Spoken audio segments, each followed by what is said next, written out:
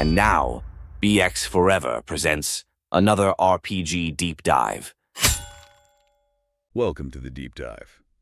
Today we're cracking open a real treasure chest.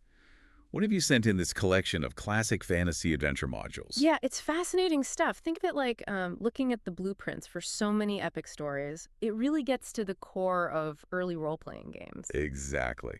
And what we've got here is a really interesting mix of early adventure design, wouldn't you say? Definitely. It covers a lot of ground, from clearing out a monster-infested castle, which is like the quintessential starting adventure, to escaping a really nasty dungeon, rescuing a princess from some hidden lair, and even a super high-stakes prison break scenario.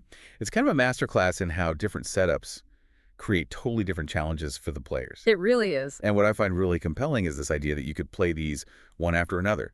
Imagine starting out with your brand new characters, tackling this maybe slightly simpler castle, and then assuming they survive. Which is a big if. True. Then facing tougher and tougher situations.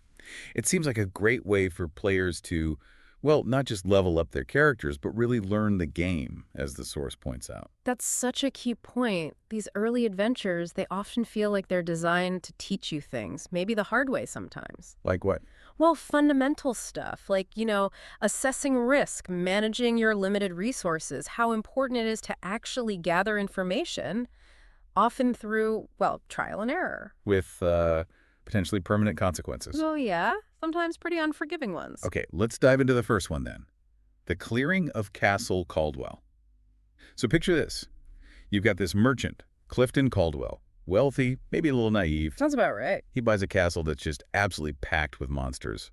For, way too much money, apparently. So his genius plan is? Hire adventurers. That's you, hypothetically.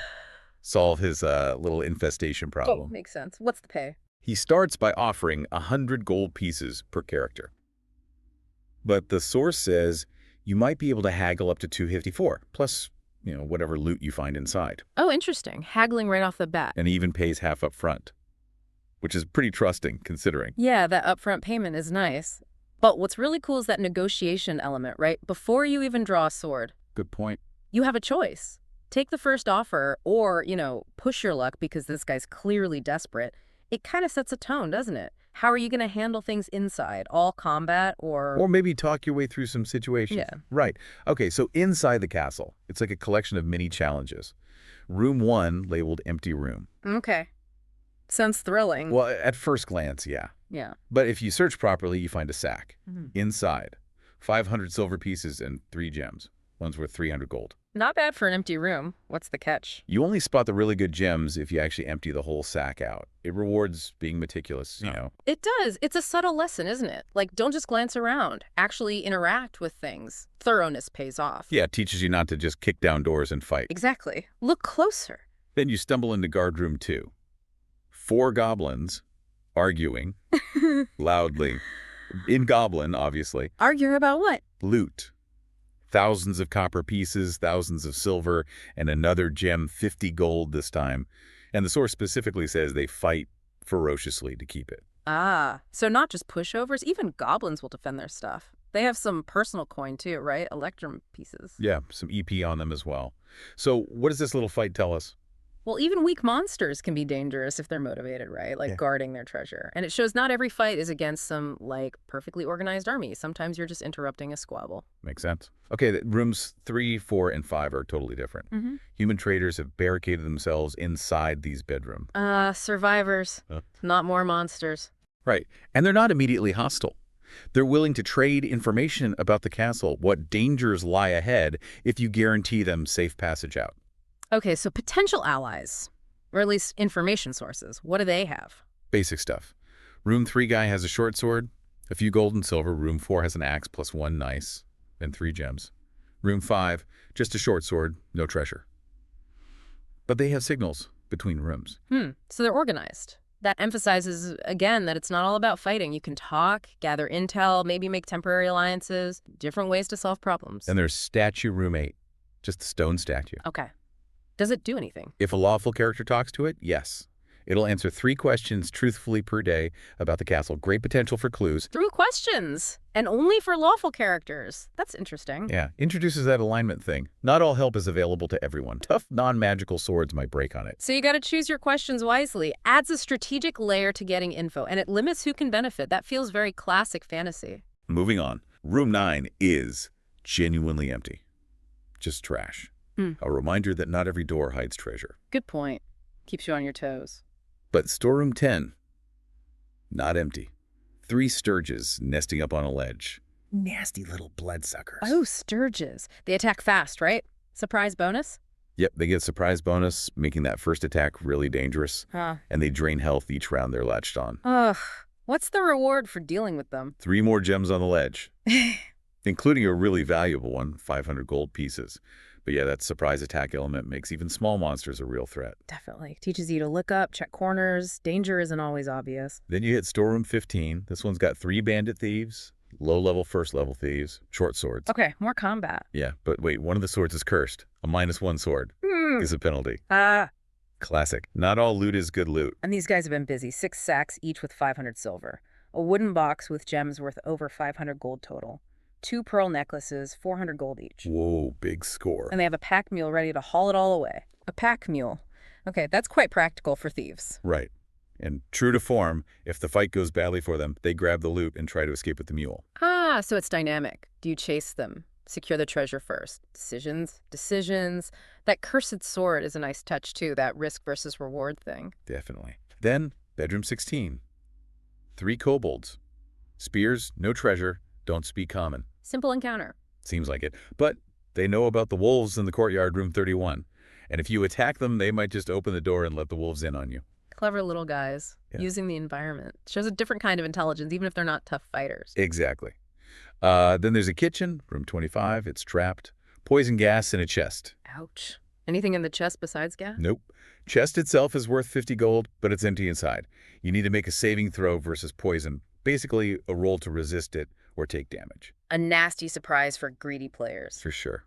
Tower room 26 is just an empty round room. Bedroom 27 looks like junk trash, empty bed. But under the bedclothes. Let me guess. Hidden treasure. Bingo. Sack with 300 silver and 50 gold. Again, reward searching. Gotta check under the mattress. Classic move. And finally, the courtyard, room 31. 2 hungry wolves. Turns out they used to get into the castle through room 4 before those traitors barred the door. So it all connects. Okay, so Castle Caldwell feels like a really solid introductory adventure. Bit of everything. Combat, talking, traps, hidden stuff, different monster smarts. Yeah, good mix. Okay, ready to go deeper. Into the dungeons of terror. Sounds ominous. Let's do it. Right away, the entrance is a magical one-way trapdoor. Poof. Gone after the last person enters. No going back. Whoa. Instant commitment. That raises the tension immediately. And then, to make things worse, a doppelganger shows up, disguised as the weakest party member, according to the source. Oh, that's nasty. A shapeshifter trying to blend in and pick them off. Paranoia sets in right away. Who do you trust? Exactly. And this doppelganger knows about some secret treasure, 500 gold hidden in a wall. Takes 2 whole turns to dig out. A turn being like a minute or so in game time. So, slow work. Right. And the doppelganger also hints at a fake escape route, trying to mislead you. The real way out is a secret that doppelganger knows but won't share. So it's a psychological game, too, trying to figure out who's who, what's true, what's a lie. And that treasure is bait, isn't it? Totally. Forces you to be suspicious, observant. It's less about just fighting, more about, figuring things out. Okay, what else is down there? Laboratory 2. 2 mediums are in there. Oddly, the source doesn't say they have any treasure. Just lab equipment worth maybe 50 gold to a magic user. Okay. A bit of a breather, maybe. Or just flavor. Then, an unfinished room. Room 3. 4 robber flies nesting in the north wall. Robber flies! Nasty insects! Surprise potential? Yeah, surprise on a 1 to 4 on a d6. So Yeah. decent chance they get to drop on you if you're noisy. Some scattered coins on the floor too. Small stuff. Again, rewarding looking around carefully, even in seemingly boring rooms. Danger can pop up anywhere. Then there's construction 12, genuinely empty this time. Maybe a place to catch your breath. Or just a red herring. But Cavern 13 isn't empty. 3 ghoul humanoids. Ghouls. Okay, classic undead. Paralyzing touch, right? That's going to be a tough fight in close quarter. Definitely ups the danger level. Signals you're getting into the really nasty parts. Right. Finally, the secret crypts. Rooms 4 and 5. There are these coffins, right? But they're incredibly heavy. Need a combined strength of 29 plus just to slide the lids. Wow. Okay, so you need the whole party pushing, probably. Teamwork challenge. Exactly. And the first coffin you manage to open triggers a trap. An illusory cabinet in room 5 moves. But the coffin itself, empty. Ah, misdirection. Classic dungeon design. But the other coffins hold the real treasure. And, crucially, a scroll. This scroll has the magic words to escape. Magic words, what are they? Owa Tago Siam. Pago Siam. Sounds like nonsense. Until you say it out loud. Oh, what a goose I am. That's brilliant. And embarrassing to yell out loud, probably. Totally, but if you chant that outside rooms 4 and 5, a section of the wall nearby just disappears for 2 turns, letting you out. That's fantastic. A physical challenge with the coffins, magical trickery with the illusion, and then a word puzzle for the escape. Really tests different skills. A great blend. Okay, complete change of pace now. We're moving to the abduction of Princess Sylvia. Ah, the damsel in distress trope. Let's see how this plays out. The setup is classic. King hires you, the adventurers, to rescue his daughter, Princess Sylvia. She's been kidnapped by an evil magic user, Oliver of Horn, and his gang lizard men and goblins. Standard bad guys. What's the reward? A hefty 500 gold per rescuer if she's returned unharmed. That's a key condition. Right, so just charging in might not be the best plan if you want the full reward. Need to keep the princess safe. Exactly. Luckily, there's a witness. A peasant boy named Gerard saw the whole thing and followed them to their hideout. Okay, so you have a lead, potential guide, or informant. The hideout itself is made of packed earth, and it's mostly dark inside. Ah, darkness penalties. Big time. A -4 penalty to hit for humans, but the enemies who can see in the dark get a +4 bonus against you.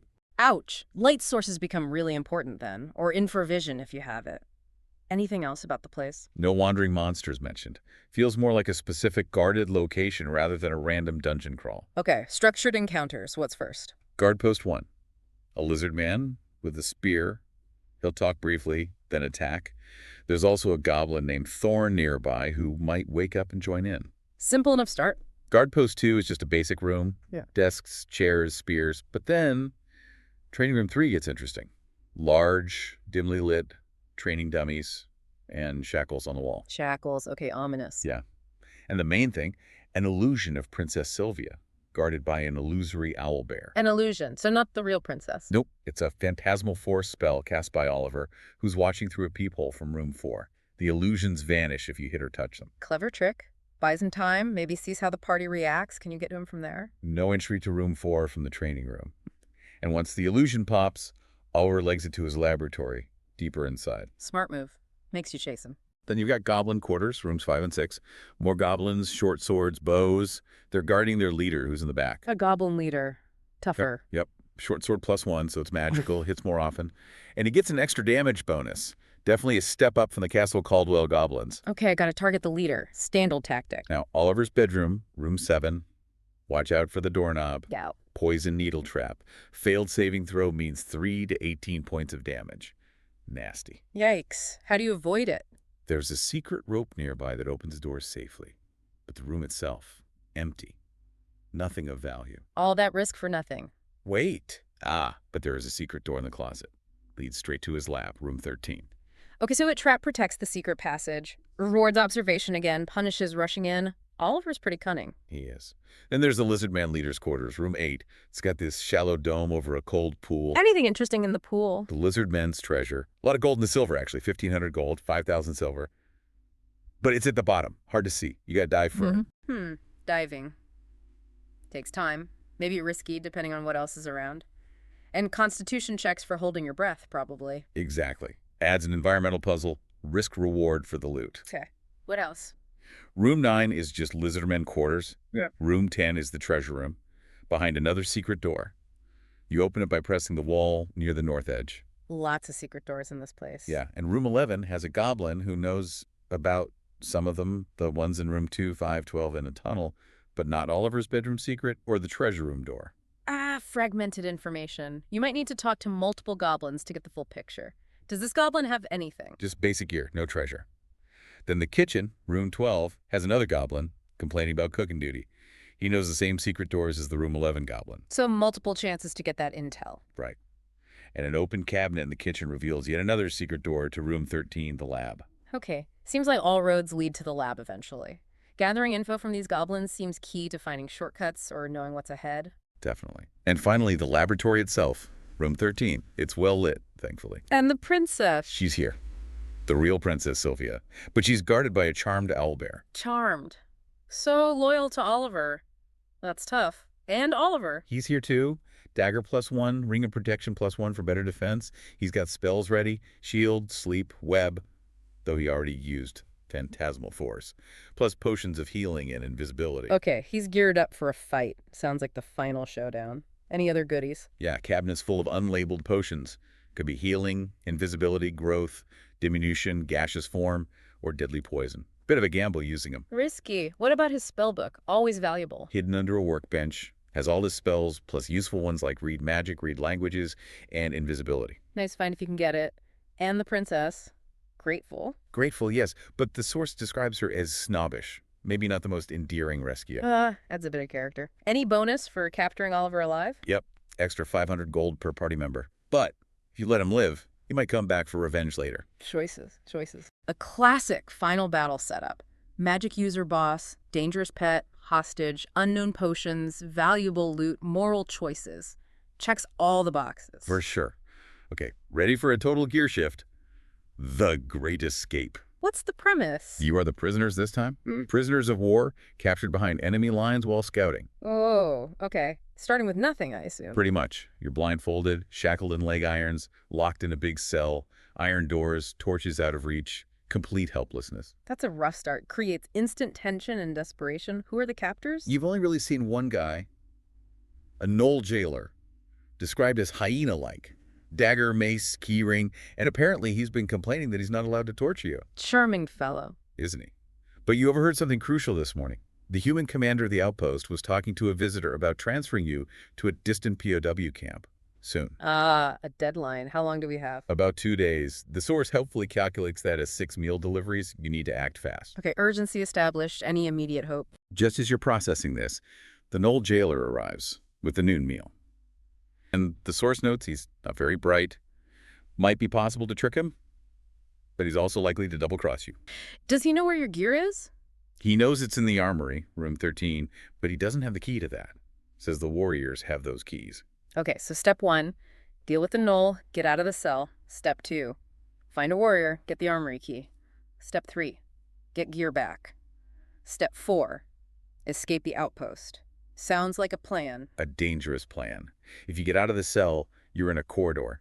Sounds of talking and laughter to the left, more corridors and doors branching off. And crucially, the source provides a map of the whole outpost. A map. Okay, that's huge for planning the escape route. Knowing the layout is vital. What's in the outpost? Well, there's a big kitchen, common dining room. About 20 people in there, usually soldiers in leather armor, non-combatant cooks and servants. 20 people. That's a lot to sneak past or fight. Any mention of the armory keys here? Yes. 2 of the soldiers in there, described as second-level fighters, have keys to room 13, the armory. Targets identified. But getting to them through a crowded room? Tricky. Very. Then there are separate men's and women's common quarters, basically barracks. Mostly empty, but you might find a few coins hidden under mattresses if you search. Small change, but maybe useful later. Every little bit helps when you start with nothing. True. There are also men's and women's baths. Long rooms, wooden tubs, wet floors. Wet floors. Sounds like a trap. Kind of. Slippery. Need a dexterity check or risk twisting an ankle, which halves your movement. Empty otherwise. Adjacent dressing rooms, too, just pegs and towels. Okay, environmental hazards. Good detail. The men's exercise room isn't empty, though. A veteran fighter, tougher, better armor class is doing push-ups. He'll attack with a weight if disturbed. A surprise encounter. Can he call for help? Source says he's too far away. So is self-contained fight. You could even use the weights as makeshift maces, though they're awkward. Improvising weapons. Nice touch. Women's exercise room. Empty. Then there's a training room. Straw, dummies, padded posts, barred windows, so no escape that way. But 2 battered shields in the corner you could grab. Shields. Definitely useful if you're expecting combat later. And then the armory, room 13. Yep. Locked, obviously, both doors. Commander has a key, and those 2 warriors in the dining room have keys. And inside? Everything. Racks of armor, leather, and chainmail. Bows, arrows, swords, spears, shields. And most importantly, all your confiscated equipment. Magic items, spellbooks, everything. Getting that gear back is probably objective number 1 after escaping the cell. Changes everything. Definitely. There's also an empty room, room 21, with an adjoining empty bath. And finally, surprisingly fancy visitors' quarters, room 22. Fancy. For who? The visitor the commander was talking to, presumably. Big bed, wardrobe, desk, rugs. And in the wardrobe, Loot. big loot, quit mail armor, shield, longsword, and a bag of holding. Bag of holding. Wow, what's in it? 2,000 gold pieces and 6,000 silver pieces. Yeah. Serious treasure just sitting there. Okay, that visitor is loaded. Adds another potential objective or complication if you run into them. Right. So the Great Escape is all about stealth, planning, using the environment, maybe some social tricks with a jailer. Very different feel. Yeah, much less combat focused, more about tension, improvisation, and reclaiming your power, literally by getting your gear back. It's a great change of pace. Okay, one more. Ready for the Sanctuary of Elwyn the Ardent. Sounds mystical. Let's hear it. This one starts with some juicy backstory.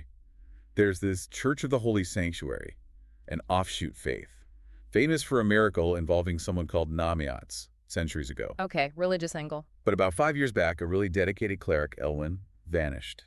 Took the church's sacred relic, the Bell of Namiats, with her. The church has been in crisis ever since. A fallen cleric. Or something else. Where did she go? Rumors say someone, possibly Elwyn, built a monstrous fortress somewhere, and that's where you come in. So we're investigating the fortress. Yep. A local guide leads you to this imposing, black, seemingly iron fortress. It's the anniversary of that ancient miracle. The guide, very sensibly, points you towards it and then leaves. Fast. Smart guide. So, spooky fortress, anniversary. What happens first? Ambush. 4 troglodytes pop out of the forest. Troglodytes. Yeah. Stinky cave dwellers, right? That's them. Good chance of surprise, plus their nauseating smell gives you a penalty to hit unless you make a saving throw versus poison. There are layers nearby, too. Okay, an initial challenge, setting the tone. What next? As you approach the fortress proper, you hear this musical female voice, warns you to turn back from the Shrine of Elwyn. Then this creepy, diabolical laugh. Dwell herself. Seems likely. Yeah. The source says she's actually watching it from a secret corridor. And if you ignore the warning and go in, bam! Solid iron door slams shut behind you. Trapped. No way back out. Nope. A keyhole appears in the wall, but Elwyn has the only key. Can't be picked, can't be knocked open by magic. She's in control. Okay, she's powerful and playing games. What's inside? First area has a raised dais with a black bell on it. Presumably the stolen bell of Namiats. The objective right there. Seems too easy. Probably. Next room, dimly lit altar. 6 acolytes kneeling and chanting. They're in plate mail, armed with maces. Followers of Elwyn. Human acolytes. Working with troglodytes? Interesting mix. Can you surprise them? Possible, if you're quiet. Then there's an orc guard room. 5 orcs, plus an orc leader with a short sword, +1. They attack on sight. Orcs too. Ellen's got quite the following. Anything good on the leader? Yes. A ring of spell storing. Contains 2 magic missile spells, a web spell, and a lightning bolt spell. Ooh, nice find. That could be very useful, especially that web and lightning bolt. Definitely. Further in, there's an area, cell 15, that looks empty. Uh-oh. Trap. Yep. If the whole party steps inside, an iron grate drops, trapping you again. Elwyn's doing. A keyhole with a key conveniently appears outside the cell. Turning it raises the grate. More of her messing with you, showing off her control. Exactly. Then the corridor widens into a room with a huge black dragon. A black dragon. Seriously. Is it hostile? It's asleep. And chained. You get 1 free round of attacks with a bonus to hit if you go for it. But if you try to sneak past, it wakes up automatically. Oof. Big decision there. Fight a dragon or risk waking it? Is there another way? There's a secret door nearby, room 16A, leading to Ellen's observation corridor. Finding that might be better, at least initially. Okay. Where does the main path lead? To the innermost sanctuary. Large, dim area, 4 alcoves hidden by black curtains. The walls have abstract paintings. Behind each curtain is a mural, all showing the same woman. Elwyn, presumably, in different scenes. Exactly. Alcove 17, her in a yellow robe, sword drawn, surrounded by human victims. Yikes. Alcove 18, her in lavender, kneeling at an altar, flanked by 6 men in black robes and armor, holding maces, like the acolytes earlier. Okay, her religious side, maybe? Alcove 19, her in white, shooting an arrow at a figure vanishing into the sky, identified as Namiats, the being from the miracle. Whoa. Shooting at the deity. That's unexpected. Blasphemous, even. Tells a story, right? And Alcove 20, her in black, holding a glowing shield and mace, standing before a black dragon. Ah, connecting her to the dragon we just saw. And the glowing shield. Wow. Okay, these murals are basically her backstory, showing some kind of dark transformation. Seems like it. Now, the final encounter happens when you try to leave, probably after getting the bell or exploring everything. Elwyn appears, likely from that secret corridor. How does she look? She's wearing a striped robe, yellow, lavender, white, black, like the murals, carrying a glowing shield, mace, and that key ring. It's definitely her. Same voice that taunted you. And she probably has something to say. Oh, yeah. Monologue time. Talks about someone named Litar, calls the fortress hers, mentions the bones of previous adventurers scattered around. Typical villain chat. Lovely. How does she fight? She starts with spells before you even see her sometimes, like Blight. Then Hold Person Curse, cause fear, debilitating stuff. Then she wades in with her Mace +1, which also drains life energy on a hit. Drains life energy, like a vampire. Nasty. Very. And if that black dragon is still alive, back in its room, she frees it to help her. Oh, that complicates things significantly. Fighting Elwyn and a dragon. Huge challenge. Interestingly, the source notes, she's unaware of the party having that web spell from the orc leader's ring. And she tends to stand in a narrow corridor. Tactical hint. Web could trap her nicely. But that lightning bolt. Risky in a narrow corridor, yeah. Could rebound off the walls and hit you too.